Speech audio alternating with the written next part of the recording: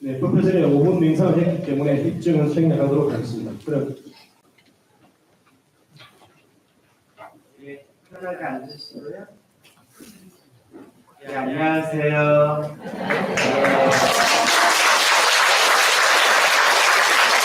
오늘은 초하루면서 1.5회가 있는 날이라 사람도 많이 오셨고 그리고 시간이 많이 지체됐어요. 그죠? 11시 40분에 법문이라고 들었는데 벌써 12시 반이에요.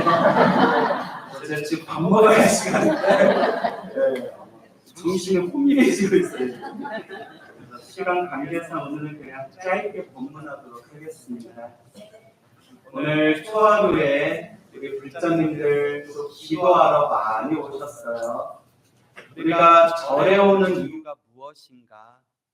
부처님께 불공 올리고 또 초하루는 신중기도하는 날이잖아요. 그렇죠? 그럼 우리가 부처님께 기도 올리고 또 신중님, 신장님들에게 또 기도 올리고 초하루에 모여서 이렇게 우리가 절에 모여서 기도하는 이유가 어디에 있는가? 결국 행복해지고 싶어서 절에 오고 기도하는 것 같아요. 맞습니까? 예. 그래서 우리가 행복해지기 위해서 인생을 살아가고 행복해지기 위해서 또 여러분들이 종교를 믿고 또 행복해지고 싶어서 절에 다니는데 결국 행복이라는 것도 그리고 불행이라는 것도 다 자기가 지은 업의 인연이다. 그래서 무슨 법이라고 부르죠? 맞습니다. 인연법이라고 합니다. 무슨 법? 인연법. 그래서 우리는 불자님들도 절에서 신도님들끼리 가끔 싸울 때 뭐라고 싸워요? 인연아 이러잖아요. 네. 인연법. 웃자고 한 얘기예요. 진지하게 이제 와서 인연 이러시고 계세요. 조금 한 템포 늦으시네요. 그래서 인연법, 다른 말로 인과법. 무슨 법? 자기가 지은 업의 인연대로 살아가요. 부처님의 팔만대장경을 공부하고 큰 스님들 법문을 공부하면 결국 다 자기 업대로 살아간다. 다 자기가 지은 복대로 살아간다. 라고 부처님께서 분명히 말씀하셨습니다. 오늘 신중기도, 초하루 신중기도 날이라서 갑자기 생각나는데 티베트에 몇백 년 전에 티베트에 어느 스님이 살고 있었대요. 근데 이 티베트에서 살고 있는 이 티베트 불교 이 스님께서 공부를 열심히 하는데 너무너무 가난했대요. 정말 끼니를 때우기도 어려울 정도로 너무너무 가난하고 항상 배가 고팠대요. 그래서 신장님한테 기도를 했대요. 신장님한테. 특히 사천왕 중에 다문천왕 들어보셨죠? 사천왕 중에 다문천왕이 재복을 상징한대요. 그래서 티베트 불교에서는 그렇게 재물이 필요할 때 사천왕, 특히 다문천왕한테 기도하는 방법이 있대요. 실제로. 또 오늘부터 나도 다문천왕한테 기도해야 되겠다. 오늘 신중기도 하셨으니까 우린 대신 통으로 하잖아요. 자, 그래서 다문천왕 신장님께 열심히 기도를 했어요. 배가 고픕니다, 신장님. 내가 부처님 가르침 열심히 공부하고 있으니까 나에게 좀 복을 좀 주십시오. 복을 좀 주십시오. 간절하게 기도했는데 그 간절한 기도가 통했나 봐요. 꿈에 누가 나타났다? 꿈에? 그래서 또 광우 스님? 내가 갈 리는 없고 꿈에 신장님이 나타났대요. 꿈에 신장님이 딱 나타나서 스님, 요 아랫마을 몇 번째 집에 가면 큰 잔치가 있으니까 그때 가시면 끼니를 배부르게 밥을 자실 수 있을 겁니다. 내가 찜해뒀으니까 내일 아침에 눈 뜨자마자 묻지도 말고 따지지도 말고 아랫마을 몇째 집에 가십시오. 거기에 큰 잔치가 열립니다. 그 꿈을 꾸고 나서 야, 신장님이 영험이 있구나. 아유, 뭐 관세음보살, 지장보살 부르는 것보다 신장님 부르는 게 더 낫구나. 그러면서 그 다음날 아침에 불이 나게 이제 바루를 들고 바리떼를 들고 꿈에서 신장님이 알려준 대로 그 아랫마을 몇째 집에 딱 갔는데 정말 큰 잔치를 벌이고 있는 거예요. 그러니까 남녀노소 할 것 없이 마을 사람들이 가서 푸짐하게 이제 밥상을 차려놓고 이제 밥을 잘 먹고 있는데 잔치집이니까. 그래서 자기가 그 잔치집에 딱 들어가려는 순간 어디서 소문을 들었는지 거짓대들이 거짓 수십 명이 우르르 몰려 들어가가지고 스님이 이리 치이고 저리 치여서 안에 들어가지 못했대요. 그 거지들 몇십 명이 이제 잔치집에 들어가려고 하니까 그 집을 지키고 있는 문지기가 안 되겠다. 이제 더 이상 사람 받으면 큰일 나겠다 싶어가지고 자, 밖에서 나눠줄 테니 밖에서 받는 걸로 만족하고 돌아가십시오 하고 문지기가 그 잔치집 대문 앞에서 거지들한테 이렇게 먹을 걸 나눠주는데 거지들한테 이리 치고 저리 치였던 그 스님도 이렇게 떡 한 덩어리를 겨우 얻었대요. 떡 한 덩어리를 겨우 얻었는데 우리가 전문 용어로 뭐라고 하죠? 에게게 이러죠. 에게게. 그리고 절에 와가지고 그냥 그날 신장 욕을 버럭버럭 신장을 욕했대요. 이놈의 신장, 이 영혼 없는 신장, 사람을 골려? 잔치집에 가면 배불리 먹을 거라고 자기가 찜해놨다고 하더니 하여튼 이놈의 신장 아주 내가 그냥 하면서 막 욕을 했는데 여러분 신장님도 욕 함부로 하면 돼요 안 돼요? 나중에 큰일 나요. 그렇게 이제 막 욕을 했는데 그날 꿈에 또 누가 나타났어요? 신장님이 나타난 거예요. 그래도 그 스님이 수행을 깊이 한 도력이 있는 스님이었나 봐요. 신장님이 몇 번이나 나타났어요? 2번이나 나타났네요. 신장님이 딱 하고 나타나더니 스님한테 꿈에서 스님 억울합니다 라고 하더래요. 스님이 뭐가 억울하냐? 아니 그 잔치집에 가면 배불리 밥 먹을 수 있을 거라고 자리 찜해놨다더니 무슨 신장이 이렇게 영험이 없냐 하고 뭐라고 투덜투덜대니까 신장님이 막 억울한 표정을 지으면서 스님, 내가 이 말까지는 안 하려고 했는데 스님이 복이 없어서 스님이 그런 걸 왜 나한테 그러냐고. 스님이 복이 없어서 스님이 이 고생하는 걸 왜 나한테 그러냐고. 그렇게 이제 대판 싸웠다는 거예요.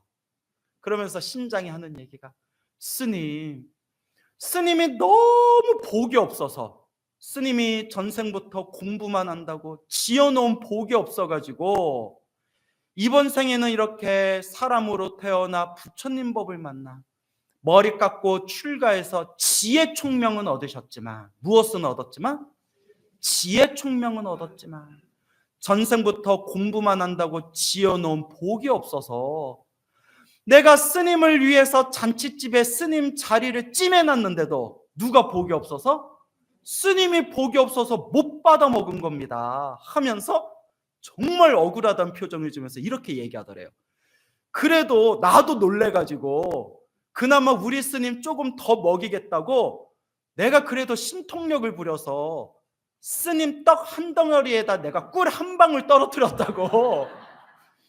그래도 다른 거지들은 그 꿀 한 방울도 못 받아갔는데 내가 그래도 스님 꿀 한 방울 떨어뜨려 놨다고. 냄새 맡아보라고. 꿀꿀하니 꿀 냄새 난다고. 그러면서 잠에서 딱 깬 그 스님이 무릎을 탁 치면서 부처님께서 말씀하시길 다 자기 복대로 살아간다고 하더니 그 말이 한치도 거짓이었구나.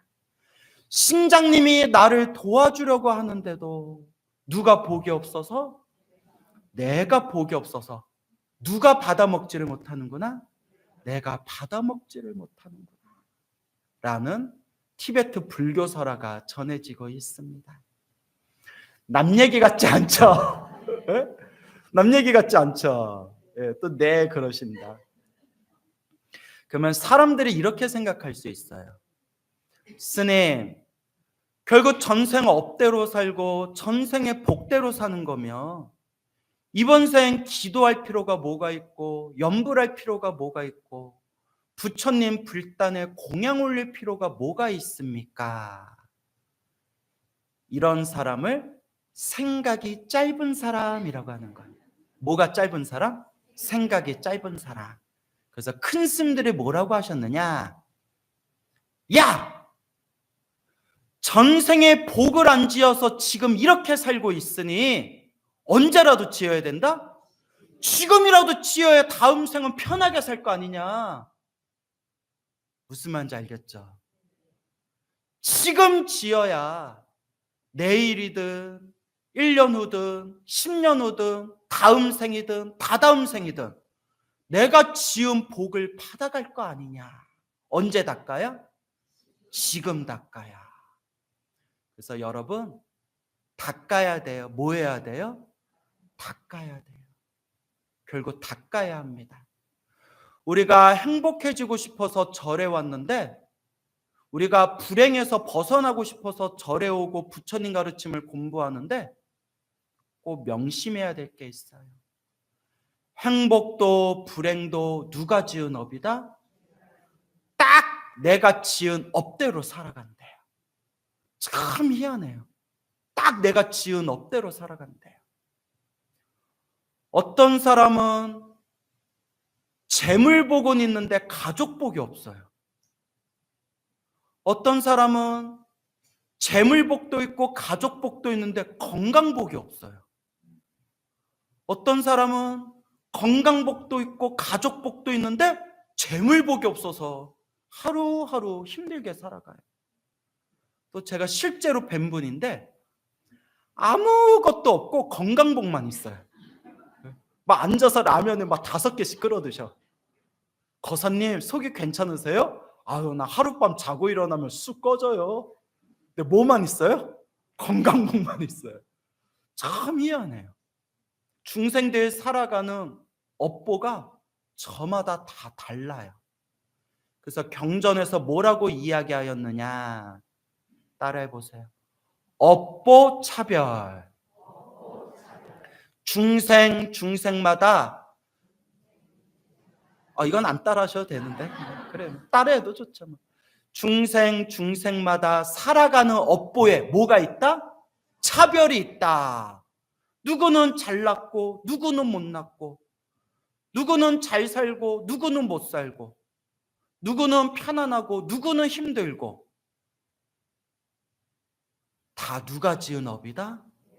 다 내가 지은 업이다 라는 걸 딱 인정하는 순간 우리에게 이제 해답은 하나밖에 없어요. 뭐 해야 된다? 닦아야 한다. 결국 누가 닦아야 된다? 내가 닦아야 한다. 아시겠죠? 자기가 닦아야 돼요. 여러분 기도를 많이 해도 나쁜 일이 생기더라 안 생기더라? 생기더라. 기도를 많이 해도 나쁜 일이 생겨요. 여기서 부처님 가르침을 올바르게 공부하고 배우지 않으면 여기서 마음이 흔들리는 거예요. 내가 이렇게 절에 열심히 다니고 내가 이렇게 기도 열심히 했는데 왜 나한테 이런 일이 생기지? 아이고 영험 없다. 광우스님이 얘기한 가피 이야기 다 뻥이다. 이렇게 마음이 흔들리는 거예요. 근데 부처님이 분명히 말씀하셨어요. 큰 스님들이 분명히 말씀하셨어요. 2600년 전에 이미 부처님이 팔만대장경에서 다 말씀하셨어요. 기도하고 수행해도 나쁜 일이 생긴다 안 생긴다. 근데 그것도 누가 지은 업이다? 내가 지은 업이고. 자 여기서 이제 중요한 게 크게 받을 걸 어떻게 받는다? 작게 받는 도리가 있다. 크게 받는 걸 작게 받는다. 그래서 부처님 팔만대장경에도 나오고 용수보살 같은 큰 스님 법문에도 나오는 내용이지만 소금물에 대한 비유가 있어요. 무슨 물? 소금물에 대한 비유. 누가 질문을 던져요. 어차피 자기가 지은 업을 자기가 받는 건데 참회하고 수행하고 공덕을 지은들 무슨 필요가 있겠습니까? 이걸 숙명론이라고 해요. 무슨 론? 내가 지은 업보는 반드시 내가 받아야 된다. 이거는 변할 수가 없고 고칠 수가 없다. 이게 숙명론이에요. 불교도 업을 얘기하고 업보를 이야기하지만 숙명론은 아니에요. 그 지금의 업보를 지은 게 나지만 그 업보를, 내가 지은 업보를 바꾸는 것도 누가 바꿀 수 있다? 내가 바꿀 수 있다. 그래서 소금물에 대한 비유가 나와요. 컵에 소금이 담겨 있는데 컵에 담긴 소금을 그냥 먹으면 어떻게 될까요? 혀가 다 타버려요. 그 짠맛에 막 식도까지 다 타버려요. 그런데 소금이 담긴 컵에 물을 부으면 어떻게 될까요? 희석이 돼서 마시기가 훨씬 편하겠죠. 소금이 담긴 컵에 물을 많이 부을수록 어떻게 될까요? 물을 많이 부을수록 맞아요. 싱거워지고 물을 얼만큼 부었냐에 따라서 그냥 짭짤한 정도만 느끼고 그냥 편안하게 물을 마실 수가 있어요. 그죠? 그러면서 부처님이 이렇게 얘기하십니다. 우리가 지은 업보가 컵에 담긴 소금과 같다. 이거는 결국 내가 먹기는 먹어야 된다. 단 업장을 소멸하고 내가 지은 악업을 참회하고 수행을 하고 공덕을 닦으면 소금이 담긴 컵에 물을 붓는 것과 같아서 내 업장을 뭐 할 수가 있다? 내 업보를 희석시킬 수가 있다. 크게 받을 걸 어떻게 받는다? 작게 받는다. 컵에 담긴 소금을 먹는 것을 피할 수는 없지만 어떻게 먹을 수는 있다? 편하게 먹을 수는 있다. 이게 바로 크게 받을 업보를 작게 받는 도리가 있습니다. 어느 불자님이 있었는데 하루에 관세음보살을 몇천 번씩 하세요.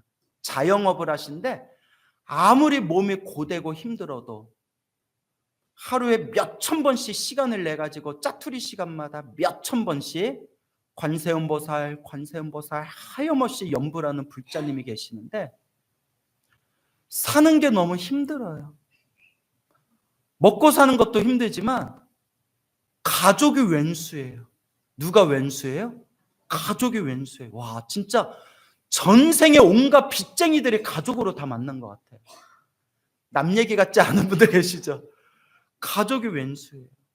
정말 옆에서 이렇게 상담하고 이야기 들어보면 막 짠해요. 짠해요.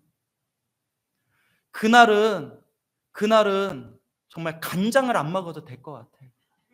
짠해가지고, 짜가지고.